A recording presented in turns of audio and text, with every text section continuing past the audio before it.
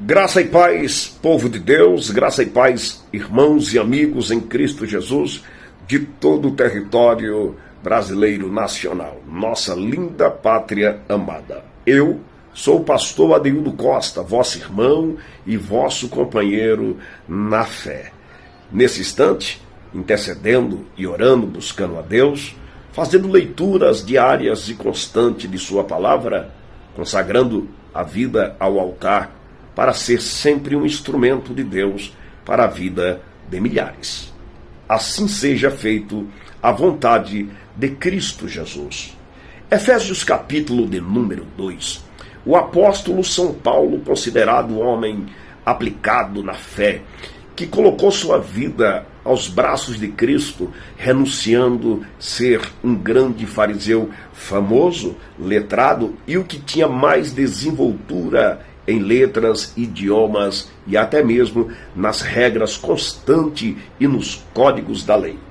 Foi um homem que carregou sua vida em busca de perseguição durante vários anos e era considerado no sinédrio e no palácio pelo rei, pelos príncipes, pelos saduceus, fariseus, pelos herodianos, ancenos e também pelos saduceus, pelos fariseus. Os sacerdotes lhe educaram e ele se tornou um homem cheio de sabedoria.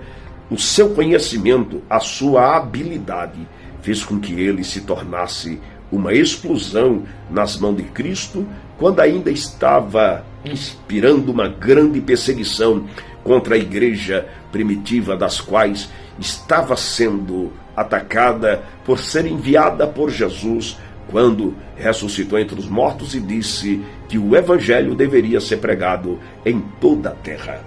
Aqueles que habitavam em Jerusalém e co-descendente de grego e também cidadão romano, ele passou a ser o alvo dos sacerdotes, pois ele tinha no coração ira e ódio mais do que todos e repugnava.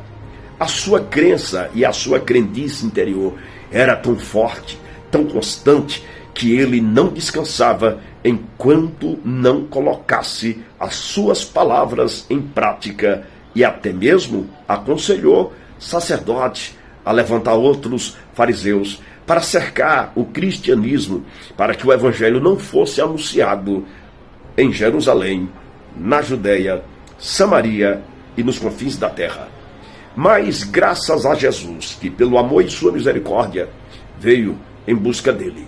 Desta feita, não foi Pedro, não foi Tiago, não foi João, os quais deveria pregar para ele, sem medo, mas o terror e o pavor pela morte de Estevão provocou no coração da liderança da igreja, e eles repassaram os sentimentos dos irmãos, que muitos eram novos convertidos, a ponto de se esconderem por detrás dos muros e se incumbindo dentro de casas, e ordenando para que aqueles que tivessem propriedades e bens, que o vendessem, desfizesse de suas fazendas, desfizessem de suas empresas, suas lojas, dos seus mercados de venda, de compra, então trouxesse o dinheiro para eles, de uma forma, pensar o que fazer para não morrermos todos de uma só vez.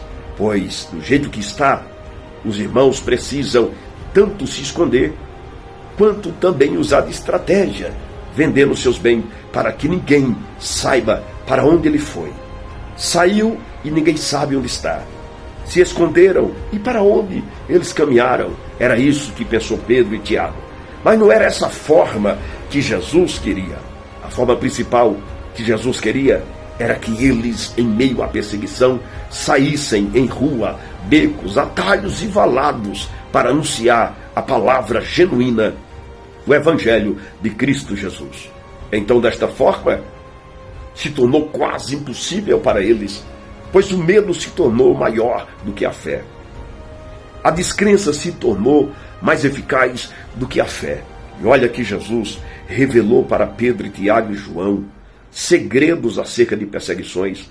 Falou para eles certo dia que os profetas sofreram mais do que eles, e que eles deveriam padecer porque o próprio Cristo, o Senhor, dono da igreja, também estava padecendo e iria padecer nos últimos dias de sua vida de uma forma covarde e cruel, que nos traz a dor e a agonia e que nos traz o pavor do seu sofrimento.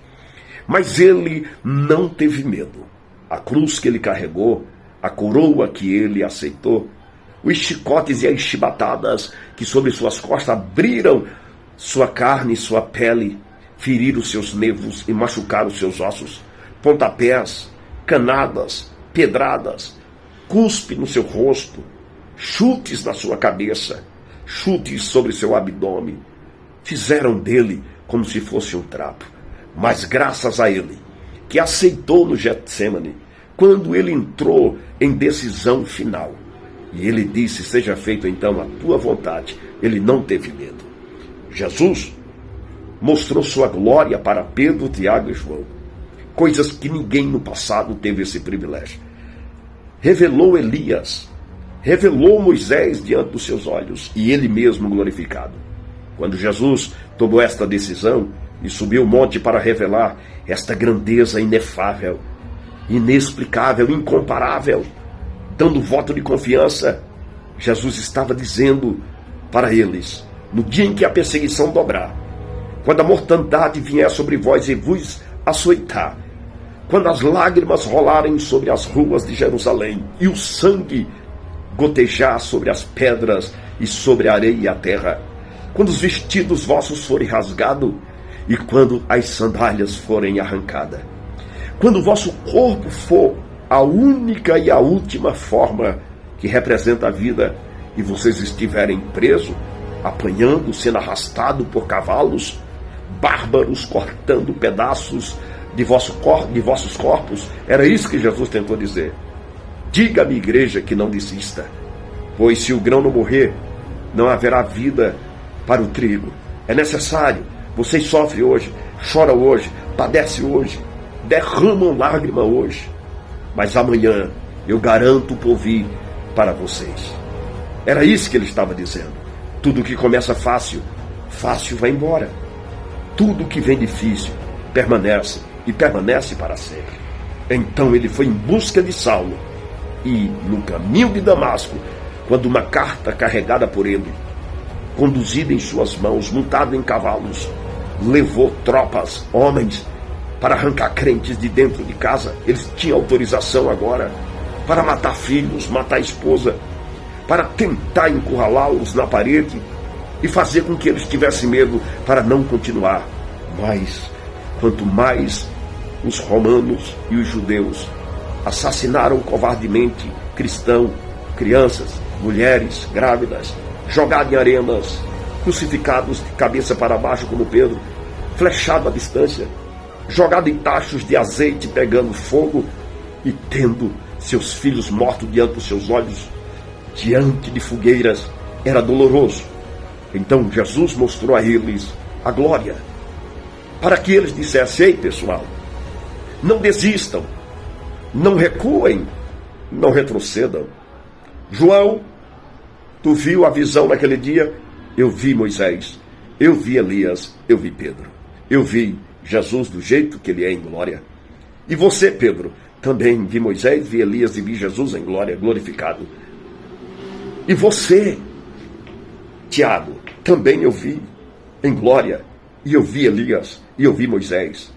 Era isso que Jesus colocou naquela revelação no monte, para que eles dissessem aos queridos e às queridas irmãs em Deus, que não desistisse, não tivesse medo, pois aquele que perde a sua vida e renuncia aqui na terra, achá-la um dia na eternidade. Pastor Adeudo Costa, vosso amigo e vosso irmão em Cristo Jesus.